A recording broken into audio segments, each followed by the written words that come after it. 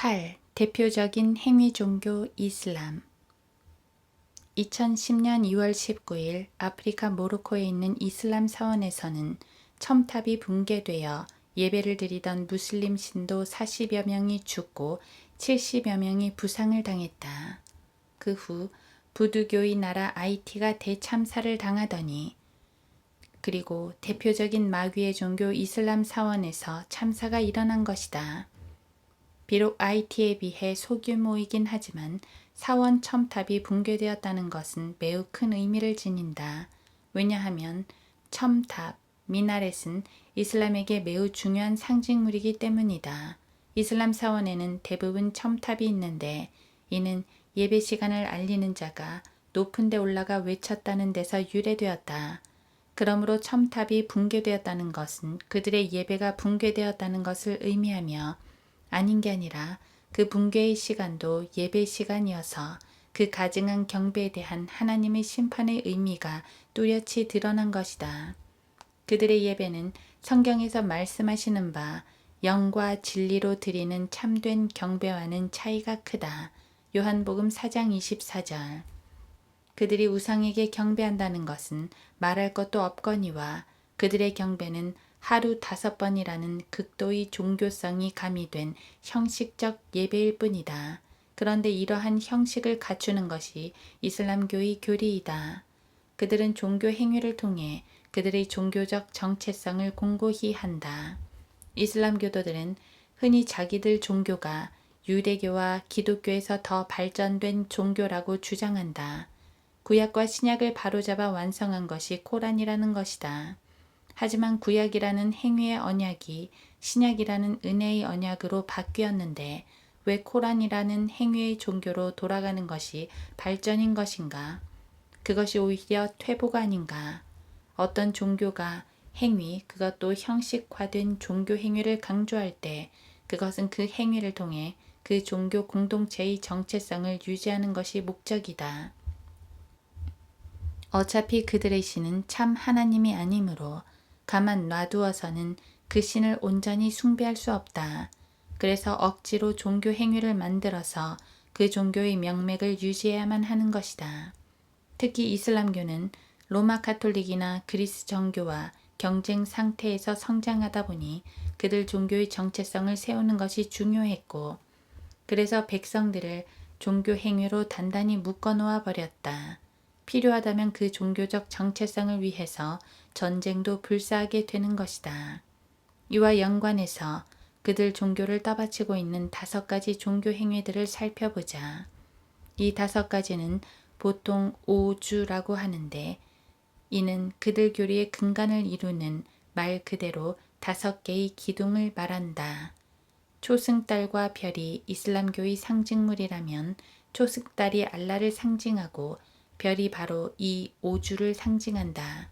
그리고 이 5가지 기둥이 그들 종교 행위의 구원적 요소를 아주 잘 나타내 보여주고 있는 것이다. 1. 신앙 고백, 샤하다. 이것은 나는 알라 외에 신이 없음을 증언합니다. 또한 나는 무함마드가 알라의 사도임을 증언합니다. 라고 고백하는 것이다. 이것은 그들 종교의 핵심 교리이며 그들 신앙의 근간을 이루는 매우 중요한 고백이지만 그들은 이 고백을 습관적으로 말한다. 예배드릴 때뿐만 아니라 하루에도 수차례씩 습관적으로 반복 암송한다. 이것은 마치 형식적 기독교에서 사도신경을 무의미하게 반복 암송하는 것과도 같다. 믿음 없는 교인들이 사도신경으로서 자신의 신앙을 고백한다고 하지만 그것은 단지 그가 일요일에 교회에 다니는 사람이라는 것 외에 아무런 의미가 없다. 그는 자기 자신을 형식화된 종교 행위에 묶어버림으로써 그리스도인으로 여기고 있는 것뿐이다. 마찬가지로 무슬림들도 이러한 종교적 고백을 형식적으로 반복함으로써 자기 자신이 이슬람 신자임을 인식한다. 이것을 반복하지 않으면 정체성이 흔들린다. 알라와 무함마드가 마음속에 살아있지 않기 때문에 억지로, 수시로, 습관적으로 반복하지 않으면 종교적 정체성이 흔들리는 것이다. 2. 예배, 살라.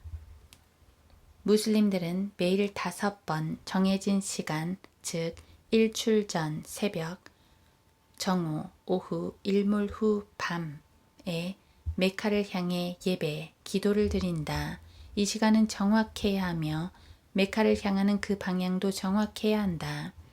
여자들은 보통 집에서 예배를 드리며 남자들은 모스크에서 행하도록 권장받지만 여행 중이나 특별한 경우에는 다른 곳에서 예배를 드릴 수 있다.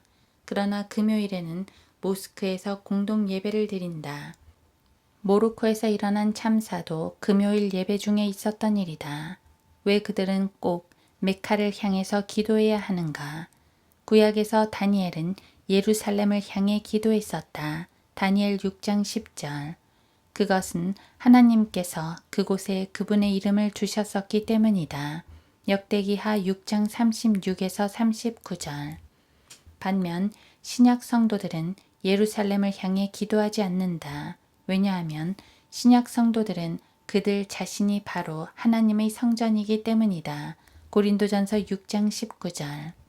그렇다면 메카에는 무엇이 있는가?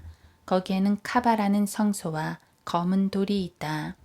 검은 돌이 있는 곳을 향해 경배한다면 그 검은 돌이 알라의 임재라도 된다는 것인가? 그렇다면 그들은 자신들의 알라가 무소부재하지 않음을 시인하는 것이며 그들 스스로가 돌을 숭배하는 종교라는 것을 시인하는 것이다. 결국 아무 의미 없는 이 일을 왜 그토록 열심히 하는가? 그것은 바로 그 종교 행위의 형식을 반복함으로써 그들의 종교적 정체성을 세우기 위함인 것이다. 3. 단식, 사움.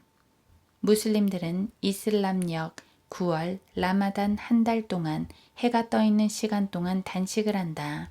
대신 해가 떨어지면 먹는다. 축제처럼 마구 먹는다. 하루 동안 못 먹은 것을 보충하듯이 먹는다. 즉, 이 일 역시 아무 의미 없는 종교 행위일 뿐이다.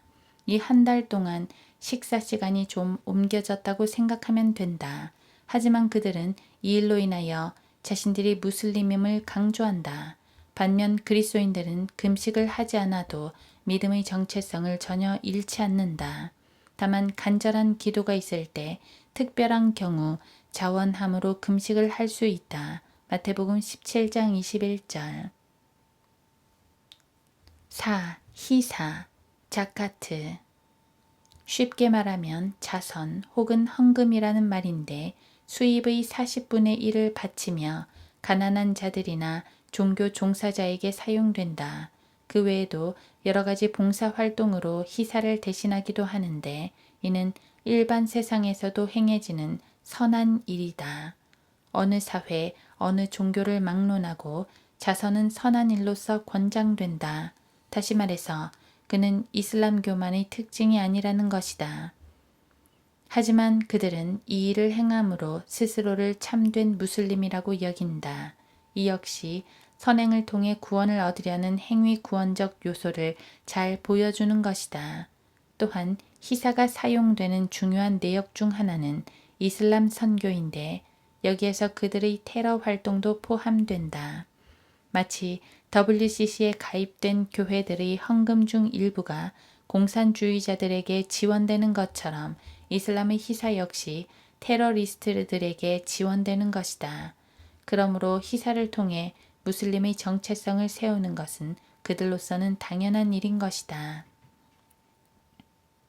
5. 성지순례, 하지. 이슬람력 12월에 행하는 메카 순례를 말하는데 모든 성인 무슬림은 특별한 사유가 없는 한 일생에 한 번은 성지순례를 행해야 한다. 카바 성전 주위를 7번 돌고 아브라함의 발자국이 있는 곳에서 2번 허리 굽혀 절하고 잠잠 우물, 즉 이스마일이 마셨다는 샘에서 물을 마시고 사파와 마르와 언덕 사이를 7번 돌고 이것은 하갈의 방황을 상징한다. 미나에서 사탄을 상징하는 새 기둥에 7개의 작은 돌을 던져 사탄을 죽이는 신용을 한다. 그리고 카바에서 14km 떨어진 아라파트에서 하룻밤을 자는데 이곳은 아담과 하와가 하늘에서 내려와 재결합한 후 경배했다고 주장하는 곳이다. 이 의식의 우스꽝스러운 내용도 내용이려니와 그 많은 무슬림들이 한 달 동안 메카에 모이는 광경을 상상해 보라. 작년에도 250만 명이 운집했다고 하니 그만한 대규모 집회는 세상에 없을 것이다. 그런 곳에서 사고가 없겠는가? 아닌 게 아니라 각종 사고가 일어나는데 그들은 순례 중 죽으면 곧장 천국에 간다고 여기기 때문에 힘없는 노인들은 차라리 이 하지 중에 사고당해 죽기를 바라기까지 한다고 한다.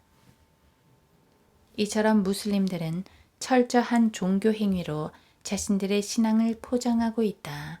그들은 목숨 걸고 믿는다 할지라도 그것은 자기들의 진리를 전파하기 위한 순교가 아니라 종교 행위를 지키기 위해 죽는 광신이다.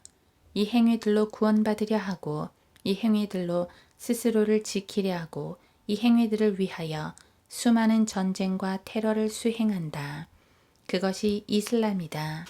지구상의 5분의 1이 그러한 삶을 살다가 지옥으로 떨어지는 것이다.